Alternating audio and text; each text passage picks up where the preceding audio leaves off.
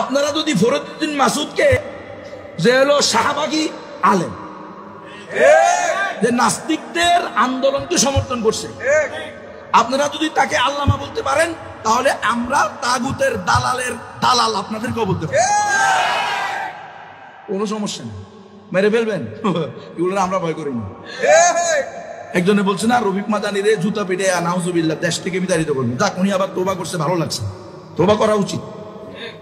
জুতা পিটে বা দেশ মনে হয় কারো বাপের আর কারো দাদার আর কারো পীরের দেশ। কি আমরা কারো কাছে এজারা দিয়ে লেছি? আপনারা দিচ্ছেন না। আমরা বিশ্বের সুপার পাওয়ারের ভয় পাই না, তুমি মতো পিটি রেগুলার ভয় পাওয়ার টাইম আছে। সিরাত সেমিনার আমার পূর্বেই মাজলুমদের অভিভাবক খ্যাতিপ্রাপ্ত শেখ হারুন ইজহার দামাত বারাকাতুহুল আলিয়া বলে গেছেন যে আমাদেরকে রসুলের সিরাত বাদ দিয়ে, মানে আমাদের দেশ বিনির্মাণ বরং বিশ্ব বিনির্মাণ কোনোটাই সম্ভব না, যাই আমরা স্বপ্নে দেখি। কারণ আল্লাহ তাআলাই বলে দিয়েছেন, লাকাদ কানা লাকুম ফি রাসূলিল্লাহি উসওয়াতুন হাসানাহ। অর্থনীতি, সমাজনীতি, রাজনীতি, যত নীতি আছে, কোন নীতি রসুলকে বাদ দিয়ে হবে না। ওখানে বলেন লাকাদ কানা লাকুম ফি আব্রাহাম লিঙ্কন উসওয়াতুন হাসানাহ, ফি লেনিন, ফি কালমার, ফি মাও সেতু, ফি ইন্ডিয়া, ফি আমেরিকা, ফি চীন, এগুলো বলছে নাকি? কোনো বলে স্পষ্ট বলছে লাকাদ কানা লাকুম ফি রাসূলিল্লাহি উসওয়াতুন হাসানাহ। তাহলে রাসূলুল্লাহ সাল্লাল্লাহু আলাইহি সাল্লাম যেই তরিকায়, যেই পদ্ধতিতে আল্লাহ বলা মানুষকে আল্লাহর দিকে আহ্বান করেছেন, যারা আল্লাহকে চিনতো না, আল্লাহকে জানতো না, রব্বুল আলামিনকে বাদ দিয়ে মাখলুককে পূজা করত, মাখলুকের গোলামি করত, তাগুতের গোলামি করত, তাদেরকে রাসূল আরবি সাল্লাল্লাহু আলাইহি ওয়াসাল্লাম দুর্বল অবস্থায়ও দ্বীনের পথে একত্ববাদের দাওয়াত দিয়েছেন, সবল অবস্থায়ও দাওয়াত দিয়েছেন। রাসূলের দোনো পরিস্থিতি আমাদের সামনে আছে, দোনো অবস্থা। রাসূলুল্লাহ সাল্লাল্লাহু আলাইহি ওয়াসাল্লাম যখন দুর্বল ছিলেন তখনও দাওয়াত দিয়েছেন, কখনো গোপনে দাওয়াত, কখনো প্রকাশ্যে দাওয়াত, কখনো দাওয়াত দিয়ে মার খেয়েছেন, আর কখনো দাওয়াত দিতে গিয়ে মার দিয়েছেন, কখনো দাওয়াত দিতে গিয়ে পালিয়েছেন, কিন্তু কখনো তাহরিফ করেন না, দ্বীনের অপব্যাখ্যা করেন না, আল্লাহর দেওয়া বিধান থেকে রাগটাগ করেন নাই। কিছু বললাম, কিছু বললাম না, কিছু পরিবর্তন করে দিলাম, আবার এটাকে হিকমত বলে চালিয়ে দিচ্ছে। কষ্ট লাগে। হিকমত মানে কি? হিকমত মানে সুন্নত। হিকমতের প্রধানতম অন্যতম ব্যাখ্যা হলো, অর্থ হলো, আপনি তাফসীরের কিতাবগুলো আমরা যদি দেখি তাহলে দেখব যে সুন্নত আমাদের এখানে আমাদের আসাতেজায়ে কেরাম, আমার উস্তাদ সমতুল্য ওলামায়ে কেরাম, হকপন্থী ওলামায়ে কেরাম আছেন, ভুল হইলে ইনশাআল্লাহ ওনারা ধরিয়ে দিবেন। আমরা আমাদের আকাবির, আসলাফ, আসাতেজায়ে কেরাম, মাশায়েখদেরকে আমরা আমাদের সেরে তাজ মনে করি, আমাদের মাথার মুকুট মনে করি। আল্লাহি, আল্লাহ সাক্ষী, এর কোনো রিয়াকারির জন্য বলতেছি না। অবশ্যই ওনারা আমাদের সেরে তাজ, আমাদের অনুসরণীয়, অনুকরণীয়, এতে কোনো সন্দেহ নাই। কিন্তু কোনো আকাবির, কোনো আসলাফ, কোনো মাশায়েখের পদস্খলনকে দলিল হিসাবে গ্রহণ করি না। এটা আমারও হতে পারে, আপনারও হতে পারে, এখানে যারা উপবিষ্ট আছে তাদেরও হতে পারে, যে কারো হতে পারে। কেউ টেবিলের এই পাশে আসেন, কেউ ওই পাশে আসেন, প্রত্যেকেরই ভুল হতে পারে। ভুল ভুলই, সেটা আমার হোক, আপনার হোক, যারই হোক না কেন। সাহাবায়ে কেরাম, রাসূলুল্লাহ সাল্লাল্লাহু আলাইহি ওয়াসাল্লাম সহ আম্বিয়ায়ে কেরাম হলেন মাসুম, সাহাবায়ে কেরাম হলেন মাগফুর। এরপরে কোনো তৃতীয় স্তর নেই। এরপরে ওয়ালারা আবু হানিফা রহমতুল্লাহ আলাইহি বলে গেছেন, হুম রিজাল নাহনু রিজাল। বাস আমাদের ভুল হতে পারে, ভুল হলে আমাদেরকে শুধরাই দিবেন। কে শুধরাই দিবেন? আমাদের উস্তাদগণ শুধরাই দিবেন, আমাদের আকাবির আসলাফগণ শুধরাই দিবেন, আমাদের সমবয়সীরা শুধরাই দিবেন, আমাদের চেয়ে বয়সে ছোট কিন্তু আল্লাহ তাদেরকে যোগ্যতা দিয়েছে, তৌফিক দিয়েছে, তারাও আমাদেরকে শুধরাই দিবেন। কিসের ভিত্তিতে? মানদণ্ড কি হবে শুধরানোর? উসুলে শরীয়ত, শরীয়তের 4 দলিল, কোরআন, হাদিস, ইজমা, কিয়াস, যেই ধারাবাহিকভাবে দেওয়া আছে শরীয়তের আলোকে ফুকাহে কেরাম, মুস্তাহিদিন, এই যে শতাব্দীর পর শতাব্দী যেই সিস্টেমে শুধরানো হয়েছে, এখনো একই সিস্টেমে শুধরাইতে হবে। কোরআন, হাদিস, ইজমা, কিয়াস, এই চারটা হলো শরীয়তের দলিল। এর বাইরে পঞ্চম কোনো দলিল নাই। এই কথা ভুলে যেতে হবে যে আমার পীরে বলছে এজন্য এটাই সঠিক। আমার পীর জাহান্নামে গেলে আমি জাহান্নামে যাব, আমার পীর জান্নাতে গেলে আমি জান্নাতে যাব। আমার উস্তাদ বলছে এজন্য এটাই সঠিক। আমার উস্তাদই ধর্ম, আমার উস্তাদই দিন, আমার উস্তাদ যা বলবে সেটাই শরীয়ত। এখন এই উস্তাদ, হ্যাঁ, উনি তাগুতের দালালি করে বলুক আর উনি সত্য কথা বলুক, যেটাই বলুক ওনারটাই ইসলাম মানবো, এ কথা কি শরীয়ত গ্রহণ করবে? কখনো করবে না। এটা কি রসুলের সিরা? কখনো না। তাহলে সিরা থেকে আমাদের শিক্ষা নিতে হবে যে আমরা আমাদের জীবনকে 100% রাসূলুল্লাহ সাল্লাল্লাহু আলাইহি ওয়াসাল্লামের মাধ্যমে আল্লাহ তাআলা যে জীবন বিধান দিয়েছেন সেই অনুযায়ী পরিচালিত করব। এটা ওই অনুযায়ী পরিচালিত করতে গেলে রসুলের যেই বিপদ মুসিবত আসছে সেই বিপদ মুসিবত আমার উপরেও আসতে পারে। এটার জন্য আমাকে প্রস্তুত থাকতে হবে ইনশাআল্লাহ। আর আমি শুধু মিষ্টি খাওয়ার সময় প্রস্তুত আছি। আমাকে যদি চেয়ারম্যান বানায় দেন তাহলে আমি প্রস্তুত আছি, কিন্তু আমার যদি জেলে যাইতে হয় তাহলে আমি প্রস্তুত নই। সভাপতি আমাকে বানায় দিবেন, চেয়ারম্যান আমাকে বানায় দিবেন, এতে আমি প্রস্তুত আছি। আমাকে যোগশ্রেষ্ঠ আলেম বলবেন, এতে আমি প্রস্তুত আছি। আমাকে এসি গাড়িতে নিয়ে, হ্যাঁ, ভিআইপি প্রোগ্রাম করিয়ে পকেট ভরিয়ে দিবেন, পেট ভরিয়ে দিবেন, এতে আমি রাজি আছি। কিন্তু আল্লাহর দ্বীনের জন্য আমি আমার স্ত্রীকে বিধবা করতে রাজি নাই, আমার সন্তানকে এতিম করতে রাজি নাই, আমার সমাজ থেকে প্রয়োজনে আমি অবাঞ্ছিত হব, কিন্তু আমার রসুলের ইজ্জত আমি নষ্ট হতে দিব না। এই চিন্তা আমার ভিতরে কেন আসবে? এটাও তো রসুলের সিরাত, এটাও তো রসুলের সুন্নাহ। তাহলে রসুলের সিরাত থেকে আমাকে এটা নিতে হবে। এখানে আজকে বলা হচ্ছে যে দেখেন, এই যে দেখছেন কত বড় হেকমতওয়ালা আমাদের ছাত্র আন্দোলনের কারা, বৈষম্য বিরোধী ছাত্র আন্দোলনের সমন্বয়কেরা, তারা আল্লাহু আকবার কি হেকমত দেখাইছে। আসলে এরা হলো আপাদমস্তক শিবির, আর এতদিন ছিল কি আওয়ামী লীগ। এটা যদি হেকমত করতে পারে তো আপনারা আমাদের হেকমতকে কেন মানেন না? আমরাও তো হেকমতের জন্য গণতন্ত্র নিছি। নাউযুবিল্লাহি মিন যালিক। কোথায় আশরাফ আলী আর কোথায় সুতারগাঁও, হ্যাঁ, কোথায় আগরতলা আর কোথায় উগিরতলা। এগুলো আমাদের এলাকার ভাষা। আর ওস্তাদজি বুঝবেন, আমাদের সবাই যারা বাপ ডাকে উনি বুঝবে, আশেপাশের বাড়ি তো আমাদের। এগুলো কোনো কথা? ছাত্র আন্দোলন ওয়ালারা তাদের এটাকে এই পর্যন্ত নিজেরা কোনোদিন জিহাদ বলছে? আপনি তো এটার ভিতরে শরীর হয়ে নিজেকে আমিরুল মুজাহিদিন ঘোষণা দিয়ে দিয়েছেন, এটার এই জিহাদ ঘোষণা করতেছেন, আবার বলতেছেন এটা দ্বারা প্রমাণিত হয়েছে। আর জিহাদের, সশস্ত্র জিহাদের কোনো প্রয়োজন নাই। মানুষের শক্তি হলো সবচেয়ে বড় শক্তি, জনগণের শক্তি। ইন্না লিল্লাহি ওয়া ইন্না ইলাইহি রাজিউন। আমি ক্ষমা প্রার্থী, সমালোচনার জন্য বলতেছি না। আমার পরবর্তী ভাইয়েরা, আমাদের পরবর্তী সন্তানেরা যেন এ কথা না বলে বাল ওয়াজাদনা আলাইহি আবানা কাযালিকা ইয়াফআলুন। আমরা তো আমাদের বাপদাদাদেরকে, আমাদের পীরদেরকে, আমাদের মাশায়েখদেরকে দেখছি তারা গণতন্ত্রকেই উত্তম জিহাদ বলছে। এজন্য আমাদের একটু দায়িত্ব আর কি মনে করি, জানি না আল্লাহ মাফ করে দেয়, আল্লাহর কাছে যেন ধরা না খাই। আমরা নিজেদের ঈমান নিয়েও অবশ্যই চিন্তিত, কারণ যে কোনো সময় কথা বলার আগে অনেক চিন্তা করতে। আপনারা তো মনে করেন হাই রে হাই কি জানি করে ফেলতেছে, হ্যাঁ, ধুমসে কথা বলতেছে। না না, অনেক চিন্তা করে কথা বলতে হয়। কখন কে অসন্তুষ্ট হয়ে যায় তার চেয়েও আমরা ভয় করি কখন আমার রব আমার উপর অসন্তুষ্ট হয়ে যায়, কোন কথা আমার থেকে এমন বের হয়ে যায় যার কারণে আমার আখিরাত বরবাদ হয়ে যায়। আপনারা বুদ্ধিজীবী হয়েছেন, খুব ভালো কথা। ছাত্ররা কোনোদিন, ছাত্ররা যে কাজ করছে, ওরা কি আল্লাহর কোনো আইনকে এখানে এনে আল্লাহর ফরজ বিধানকে তাহরিফ করছে? তো আপনি তো একমতের নামে আল্লাহর ফরজ বিধানকে তাহরিফ করতেছেন।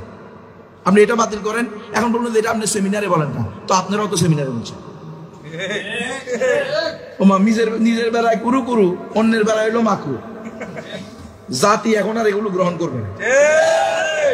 আপনারা যদি ফরিদউদ্দিন মাসুদকে, যে হলো শাহবাগী আলেম, যে নাস্তিকদের আন্দোলনকে সমর্থন করছে, আপনারা যদি তাকে আল্লামা বলতে পারেন তাহলে আমরা তাগুতের দালালের দালাল আপনাদেরকেও বলতে পারি,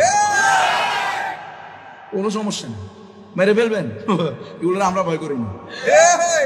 একজনে বলছে না, রফিক মাদানি রে জুতা পিটে নাউজুবিল্লাহ দেশ থেকে বিতাড়িত করবে। যাক, উনি আবার তোবা করছে, ভালো লাগছে, তোবা করা উচিত। জুতা পিটে বা দেশ মনে হয় কারো বাপের আর কারো দাদার আর কারো পীরের, দেশ কি আমরা কারো কাছে এজারা দিয়ে লেছি? আপনারা দিচ্ছেন না? বেটা আমরা বিশ্বের সুপার পাওয়ারের ভয় পাই না, তোমার মতো পিটি রেগুলার ভয় পাওয়ার টাইম আছে। সুপার পাওয়ার আমেরিকা ভ্যাটিকান সিটিতে আমার বিরুদ্ধে বৈঠক হয়েছে, ভ্যাটিকান সিটিতে। যে গনুবি কেটা উঠে হলে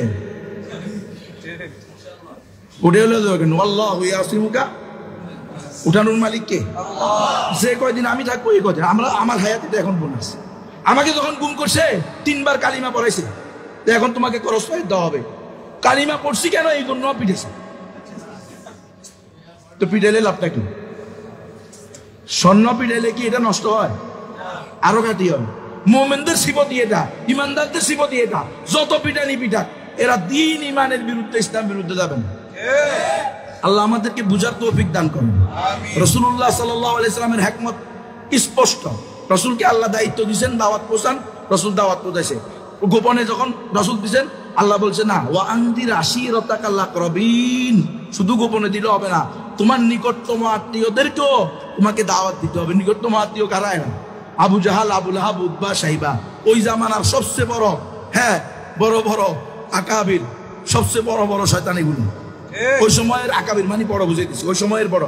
ওই সময় আবু জাহাল, আবু লাহাব, উতবা, শাইবা এরা বড় ছিল না? এরা সব হলো সাইয়্যিদুশ শায়াতিন, বড় বড় শয়তান এক একটা। তো এদেরকে দাওয়াত দিতে আল্লাহ তাআলা বলতেছেন এরা হলো রাসূলের আত্মীয়, নিকটতম আত্মীয়, চাচা, দাদা, এদেরকে দাওয়াত দিতে হবে, ইসলামের দাওয়াত দিতে হবে, তাওহীদের দাওয়াত দিতে হবে। রাসূলুল্লাহ সাল্লাল্লাহু আলাইহি ওয়াসাল্লাম দাওয়াত দিয়েছেন গোপনে, যখন পারছেন গোপনে দিয়েছেন, যখন আল্লাহর হুকুম আসছে প্রকাশ্যে দিয়েছেন। দিয়ে যদি আপনার জায়গায় মাতৃভূমিতে থাকতে পারেন তাও ভালো, থাকতে না পারেন তাও ভালো, প্রয়োজনে হিজরত করতে হবে। আজকে দেখেন এই দেশেই বয়ান করা হইতেছে, আমি নাম নিচ্ছি না, এই দেশেই বয়ান করা হচ্ছে যে দেখো এত বেশি জজবা দেখাও না, এত জেহাদ করিও না। আমাদের সাথে অনেক লোক আফগানিস্তানে গেছিল পড়ালেখা করতে, পরে ওখানে গিয়ে ওই জজবা দেখাইয়া রাশিয়ার বিরুদ্ধে জিহাদ করতে গেছে, গিয়া হাত হারাইছে, পা হারাইছে, নিজেও ধ্বংস হয়েছে, পরিবারও ধ্বংস হয়েছে। আর আমরা দেখো কত ভালো আছি। কি বলেন? কি বলেন? এদের কথাও আমাদের মানতে হবে, উনাদেরকেও আমাদের অনুসরণ করতে হবে। তাহলে রাসূল সাল্লাল্লাহু আলাইহি ওয়াসাল্লাম জিহাদের কথা বলে, তাওহীদের কথা বলে, কালিমা কালিমাতুল্লাহর কথা বলে 3 বছর জেলে ছিলেন। নিজের দেশ মাতৃভূমি ছেড়ে কোথায় চলে গেছেন? মদিনাতে চলে গেছেন, হিজরত করতে হয়েছে। তো রাসূল সাল্লাল্লাহু আলাইহি ওয়াসাল্লাম কি ধ্বংস হয়ে গেছে? সাহাবায়ে কেরাম জিহাদের ময়দানে হাত হারায় নাই, পা হারায় নাই, রাসূল সাল্লাল্লাহু আলাইহি ওয়াসাল্লাম জেল খাটেন নাই, সাহাবায়ে কেরাম খাটেন নাই, আবু হানিফা, ইবনে তাইমিয়া সবাইকে জেল খাটেন নাই, আহমদ ইবনে হাম্বল জেল খাটাই যদি কি হইতো, জেলে যাওয়াই যদি নাকাম হইতো, তাহলে তো সবার আগে রাসূলকে নাকাম বলতে হবে। নাউযুবিল্লাহি মিন যালিক। আল্লাহ আমাদেরকে বুঝার তৌফিক দান করেন।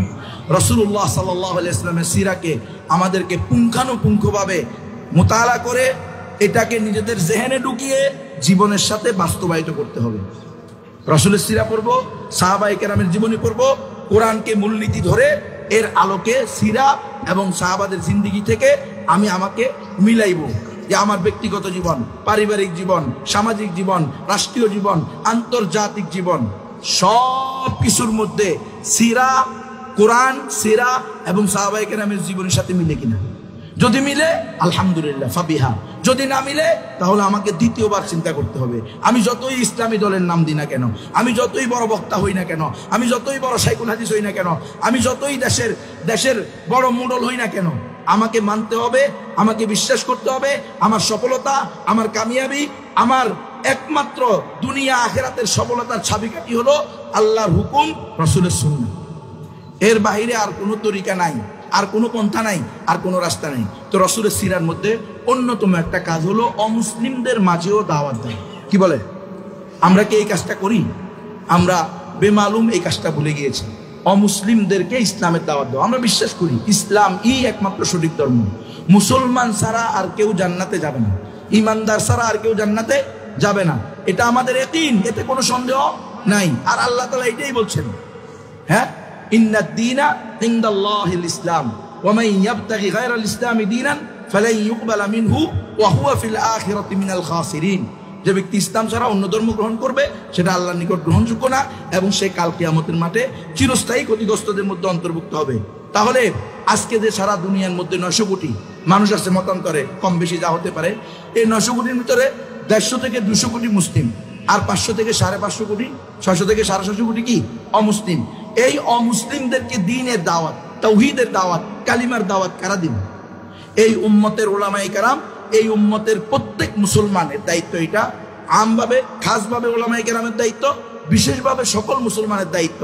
যার যখন সুযোগ হয়, আপনি হিন্দুর সাথে ব্যবসা করতেছেন, বৌদ্ধদের সাথে ব্যবসা করতেছেন, অমুসলিমদের সাথে আপনি একই ফ্ল্যাটে পাশাপাশি থাকতেছেন, 2 ফ্ল্যাটে থাকতেছেন, আজকে তো একই ফ্ল্যাটেও থাকতেছে। দেখেন নাই, এটিএনএ নিউজ করছে, একটা বাড়িতে একটা মেয়ে তার ঘরের ভিতরে একটা ছেলেকে তার বাপ মা কি দিছে, হিন্দু ছেলেকে সাবলেট ভাড়া দিছে। পাইছেন না এটা খবর? পরে ওই ছেলে এই মেয়ের সাথে প্রেম করছে, করে 2 বছর তাকে শারীরিকভাবে ভোগ করছে, বিয়ে করবে বলে। সে মুসলমান হয়ে যাবে এবং একে বিয়ে করবে। এখন মেয়েকে আর ছেলেকে দোষারোপ করার আগে আমার মন চাইতেছে ওই বাবা মাকে জিজ্ঞেস করতে, যে এই বাবা মা নিজের উপযুক্ত মেয়ে থাকতে, নিজের ঘরের মধ্যে নিজের স্ত্রী থাকতে কোন আকলে, কোন বিবেকে, কোন হিকমতের টাকা যায়, কোন হিকমতের টাকা যায় হিন্দুর কাছে সাবলেট ভাড়া দিন। আফসোস, এটাই হলো পুঁজিবাদী জীবন ব্যবস্থার কুপ্রভাব। মানে টাকাই হলো আসল। কিসের মেয়ে, কিসের বউ, কিসের ইসলাম, কিসের আলওয়ালা ওয়াল বারা? ইসলামের সীমারেখা আলওয়ালা ওয়াল বারা, এটাকে তো আমরা ভুলেই গেছি।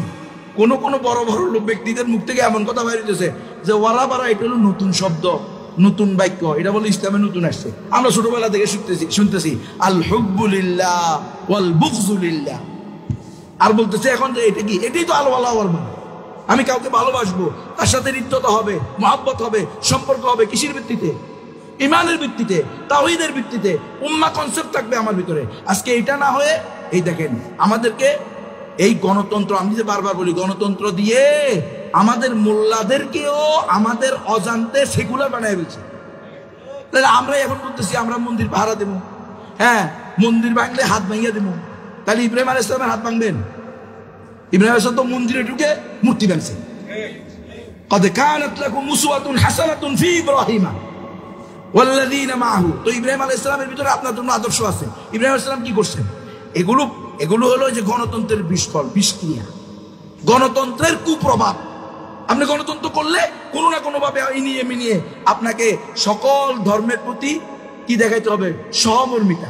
অথচ আল্লাহ শিক্ষা দিতেছেন ওয়াবাদা বাইনানা ওয়া বাইনাকুমুল আদাওয়াতু ওয়াল বাগদাউ আবাদা হাত্তা তুমিনু বিল্লাহি ওয়াহদা। একটাই রাস্তা, তোমাদের সাথে আমাদের হৃদ্যতা, আন্তরিকতা, অন্তরঙ্গ বন্ধুত্ব কখনো হবে না। আমার স্ত্রী থাকতে, আমার মেয়ে থাকতে তুই কিভাবে আমার ঘরের মধ্যে সাবলেট ভাড়া নিতে পারো? কি আকল, কি বিবেক, কি ঈমান, কি মুসলমান?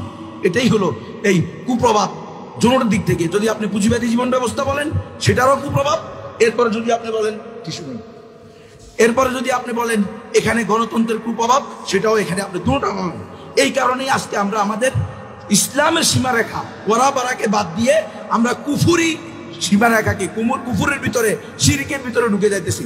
আমাদের মধ্যে কোনো কি নাই, পেরেশানি নাই। কি আশ্চর্য কথা! ইসলামের ফরজ বিধানকে তাহরিফ করা হবে আর আমরা এটা চুপ করে থাকতে হবে। আপনি করবেন না, ফরজ বিধানের তাহরিফ করবেন না, আমরা দেখবেন এ নিয়ে কোনো আলোচনা করবো না, আপনার নামও আসবে না। আপনার দরকার কি ফরজউদ্দিন মাসুদের পক্ষে কথা বলার? আপনি ওর পক্ষে কথা বলেন না। ফরজউদ্দিন মাসুদ শুধু একটা কাজ যদি তার পাওয়া যায়, এটার জন্যই তার সাথে পুরো মুসলিম উম্মার আলী করা উচিত, বারাত ঘোষণা করা উচিত। কারণ সে আল্লামা দেলোয়ার হোসেন সাঈদীর ফাঁসি চাইছে। এখন বলবেন যে আমি কি জামাত ইসলাম? ইম্পসিবল।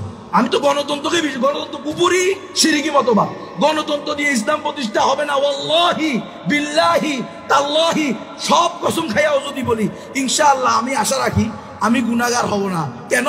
কারণ গণতন্ত্র দিয়ে গত 100 বছরে পৃথিবীর বুকে 1 মিনিটের জন্য 1 ইঞ্চি জমিনে খেলাফত প্রতিষ্ঠা হয় নাই, আগামী 1000 বছরেও হবে না। তাহলে আমি কেন আল্লামা সাঈদীর কথা বলতেছি? সাঈদী সাহেবের কথা রাহিমাহুল্লাহ, তার কথা আমি এই জন্য বলতেছি, তিনি একজন আলেম ছিলেন, আমি একজন আলেম, তিনি একজন নবীর ওয়ারিস, আমি একজন নবীর ওয়ারিস, তিনি নবীর উম্মত, আমি নবীর উম্মত, তিনি আল্লাহর বান্দা, আমি আল্লাহর বান্দা, তিনি তাওহীদবাদী, আমি তাওহীদবাদী। এই জন্য বলতেছি আপনারা আগে বলতে হবে সাঈদী সাহেব কি মুরতাদ, কাফের, মুশরিক? আমাদের এখানে মুরব্বীরা আছে, এটা বলতে হবে। যদি মুশরিক না হয়, বেঈমান না হয়, তাহলে আপনি কোনো মুসলমানের জন্য ফাঁসি চাইতে পারেন না, মৃত্যুদণ্ড চাইতে পারেন না। সিবাবুল মুসলিমি ফুসুকুন ওয়া কিতালুহু কুফর, 1 নম্বর। 2 নম্বর হলো সে সারা দেশে না শুধু সারা বিশ্বে নন্দিত হয়েছে, প্রশংসিত হয়েছে জিহাদ ফি সাবিলিল্লাহর বিরুদ্ধে 1 লক্ষ মুফতির ফতোয়া নিয়ে। এই কথা বলেন, 1 লক্ষ মুফতির ফতোয়া নিয়ে সে কি করছে? সারা দুনিয়ার মধ্যে সে দালাই লামা তার ভূয়সী প্রশংসা করছে, নরেন্দ্র মোদী তার প্রশংসা করছে, তারপরে পোপ ফ্রান্সিস তার প্রশংসা করছে। সে পোপ ফ্রান্সিসকে এনে দোয়া করছে, মহামান্য পোপ, আধ্যাত্মিক পুরুষ, মহামানব, তার থেকে আমরা উৎসাহ পাই, উজ্জীবিত হই। এই ধরনের কথা বললে কোন মোমেন, কোন কাফের থেকে উৎসাহ পেতে পারে, উজ্জীবিত হতে পারে? এজন্য ভাই আমাদেরকে খেয়াল রাখতে হবে, অবশ্যই আমাদেরকে সিরাত থেকে শিক্ষা নিতে হবে, সাহাবায়ে কেরামের জীবনী থেকে শিক্ষা নিতে হবে। আল্লাহর দেওয়া জীবন বিধান কোরআনকেই আমাদের একমাত্র জীবন বিধান হিসেবে মানতে হবে। তাহলে আমাদের 2 কাজ, একটা হলো ইসলামের কোন শরঈ বিধানকে, ফরজ বিধানকে, আল্লাহ প্রদত্ত নির্ধারিত হুদুদকে আমরা লঙ্ঘন করব না। দ্বিতীয় হলো আমাদের অমুসলিমদের মাঝেও দাওয়াতের কাজ করা, এটা আমাদের ইমানি দায়িত্ব। অমুসলিমরাও ইসলামের দাওয়াত পাওয়া, এটা তাদের অধিকার। গ্রহণ করা না করা সেটা কার হাতে? আল্লাহর হাতে। এই কাজগুলো করতে আপনারা তৈরি আছেন তো ইনশাআল্লাহ?